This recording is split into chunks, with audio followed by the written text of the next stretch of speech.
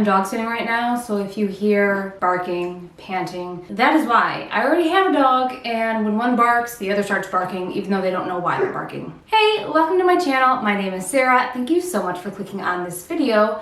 Today I am going to be doing another foundation review. I did one about 2 videos ago, but this one I also got from Walmart and it was pretty cheap, and it was a brand I hadn't heard of, so I thought, hi boy.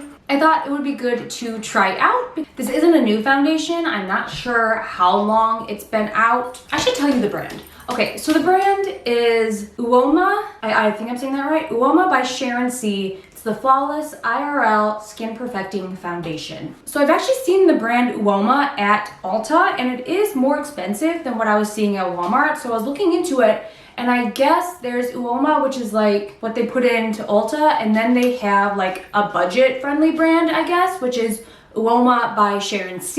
And that is what I found at Walmart. I got this from Walmart in store. It said it was originally $15, but I got it for about $9 to $10. So really not bad for a drugstore foundation. I feel like all of the foundations are getting so expensive in the drugstore. It's 1 fluid ounce. It is infused with green coffee extract. So the bottle says it is medium to full coverage, and it is available in 6 unique formulations. I have shade Fair Lady, and I'm pretty sure this said it was Cool Tone Fair. This brand is vegan and cruelty-free, which is great. The claims on the bottle are it's long-lasting, transfer-proof, with a soft, radiant, natural finish. It also says it's charged with skincare ingredients to cater for your specific skin needs, making it the perfect makeup skincare hybrid. I'm guessing that's what it means with the green coffee extract. That's the skincare. Okay, so I went on UOMA by Sharon C's website, and they do have 6 different foundations. I got the Fair Lady, which has green coffee extract. There's White Pearl, which has watermelon rind extract, apple starch, and lentil fruit. There's Honey, which has dandelion extract. Bronze Venus, which has daisy flower extract. Brown Sugar, which has vitamin C. And Black Curl, which is grape mullein extract. So I was going, I'm pretty sure based off of shade, but you might be able to choose based on which extract you want. So it is 1 fluid ounce, and it is in a frosted glass bottle. So I'm going to be testing this out. I've actually already tested it out, and I'm filming this intro after I've already tried it out, but I am wearing it today. And at the end of this video, you will see my thoughts on it. Just for this video, I even put on the shirt I'm wearing later in this video on a day where I'm testing out this foundation, just so like it looks similar, I guess. This has been a long intro, and I am sorry. So I'm just gonna get into the foundation now, roll to all the days that I tried this out. I know this is pretty early, you haven't watched the video yet, but I think you should still like it and subscribe to see more videos like this. So thanks, that would help me out. Nice frosted glass bottle. For primer, I'm using the Physicians Formula Refreshment Cucumber and Bamboo Eye Depuffer. This is for underneath my eyes. And then for the rest of my face, I'm using the Wet n Wild My Cherry Amour Primer Serum. I really like these both. This especially has been very helpful for underneath my eyes, since I do have a lot of just concealers that make my under eye look dry and cakey. I'm gonna just pump some on the back of my hand. Okay, so it looks like it might be a decent color. A little bit off, but it might just blend out okay. It smells like cucumber.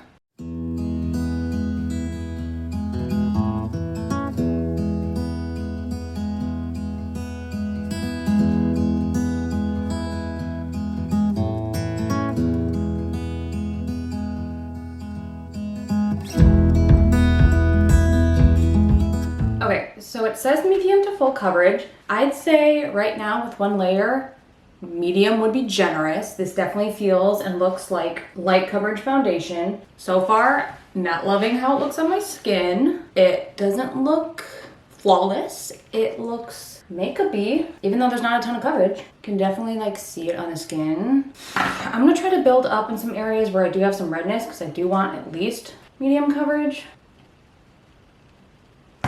The more I blend it out, the better it looks. So there's that.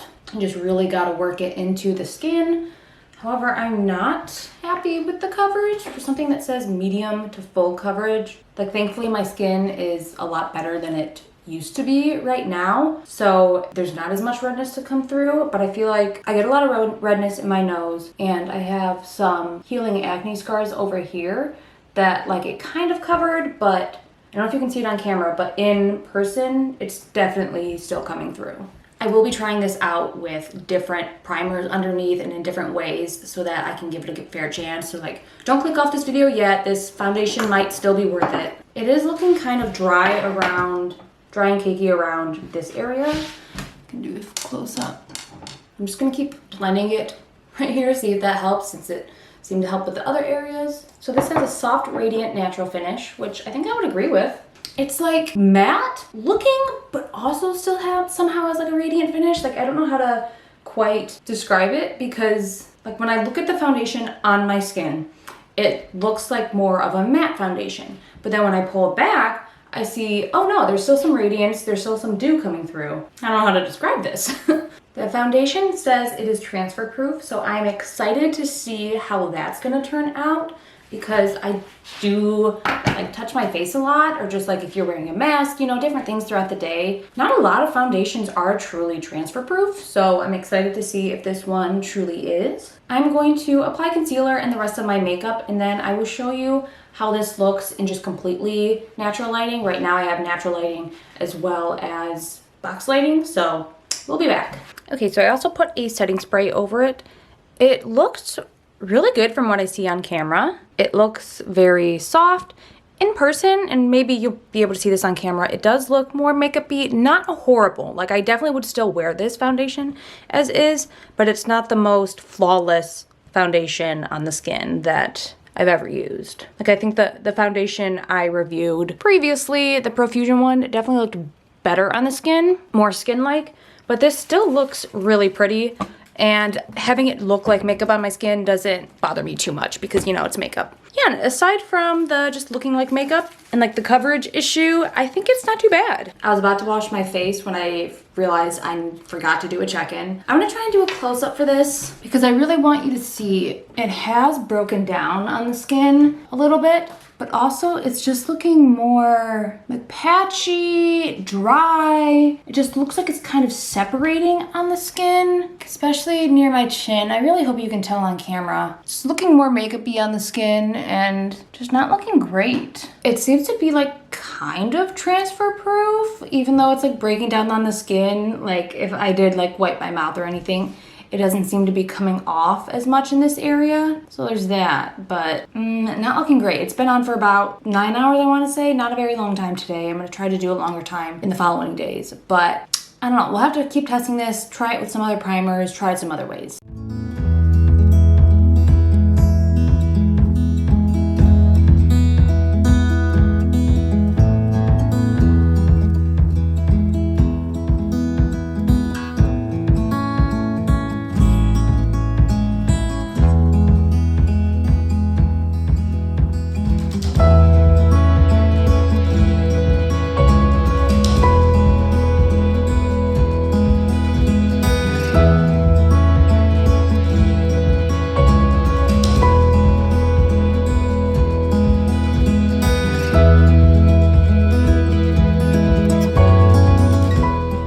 Okay, so it has been on for about 10 hours at this point. I will get close so you can see. It is breaking up as it was yesterday around my nose. It did wear off quite a bit on my nose. I'm not sure why more so today than yesterday, but definitely a lot of redness just coming in this area, which is the area I usually struggle with. That's where the makeup tends to wear off first, because you wipe your nose, you wipe your mouth, stuff like that. As far as how it looks on the skin, it looks about the same as it did this morning. It doesn't look much worse as far as how it's wearing on the skin aside from this area. It does also look more dry up here, so there's that. It didn't like deteriorate horribly, but it didn't look great when I started. So I'm not sure if it's the primer that I used yesterday or if it's merely just applying with a brush. So the next time I apply it, I will be using a sponge. I thought about trying to put a powder over this, but if it already looks kind of cakey, a little bit makeup-y, then I feel like powder's not gonna help it. I did also apply setting spray. I mean, it doesn't look horrible. I've definitely had foundations I've worn that look worse. But it's nothing to write home about, nothing that I would say like you need to go out and buy so far. We'll see how these wear tests progress as I try it out more. I think it's a foundation that I'm gonna have to force myself to use. I'm not gonna naturally want to use it when I know I have foundations that look much better on my skin. But we will keep testing out different primers, different application methods, and we will see. Okay, it's me from earlier in this video. I am wearing the foundation today. I didn't use any primer. So throughout the video, I used a couple primers and some were hit or miss with this foundation. Using it without primer, honestly, does not look bad. I might actually like it better without primer. I feel like this foundation actually looks less makeup-y without primer than it did in the days previously when I used primer, which is weird because usually primer is supposed to set the base and make your foundation look better. It's been on for about 7 hours right now. I will also do a check-in later in the day. Got that highlighter going on today. I can definitely still see it on my skin. It doesn't look flawless. It does look a little makeup-y, but definitely not bad.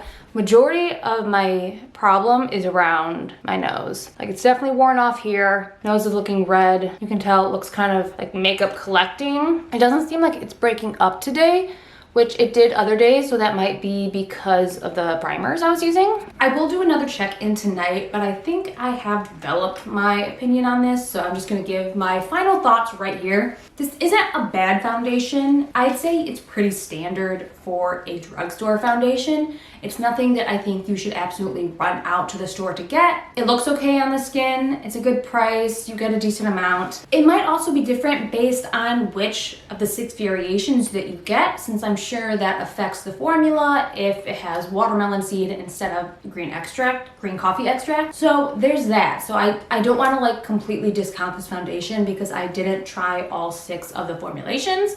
I'm not going to be spending that much money because that would be a lot of money. But you could always go on the website, see the different editions that they have, and see which best would suit your skin. As far as transfer proof, I am going to say not really. Like it's not absolutely horrible where if like I touch my face, it immediately comes off. But it definitely doesn't last super throughout the day. If I'm like wiping my mouth or wearing a mask, I wouldn't exactly call it transfer proof. It might be better if you powder it, but like that's really, you could say that for any foundation. I mean, really, this foundation is just not bad. That's how I think I would describe it.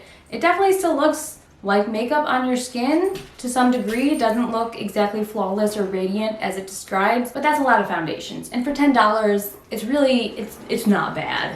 I have tried foundations that look much more noticeable on the skin than this. So while I'm not like super excited to use it, I will still try to use it up. Maybe I'll try mixing it in with other foundations that are more flawless looking on the skin to see if I can kind of get a good balance. Yeah, I feel like that's just like my general opinion is it's okay, it's all right. You could buy it, you could not. I don't think it really matters either way. I do love that the brand UOMA is deciding to do like a budget-friendly version of their brand for Walmart. I wish more companies would do that because there are some brands that I really want to try. They're just way out of my price range. So if they had like a cheaper budget version, kind of like how L'Oreal and Lancome are owned by the same company, and I suspect a lot of the same formulations, but L'Oreal's drugstore and Lancome is not. All right, that is all I have to say for this video. Once again, I really think you should give this video a like if you watched it to this point.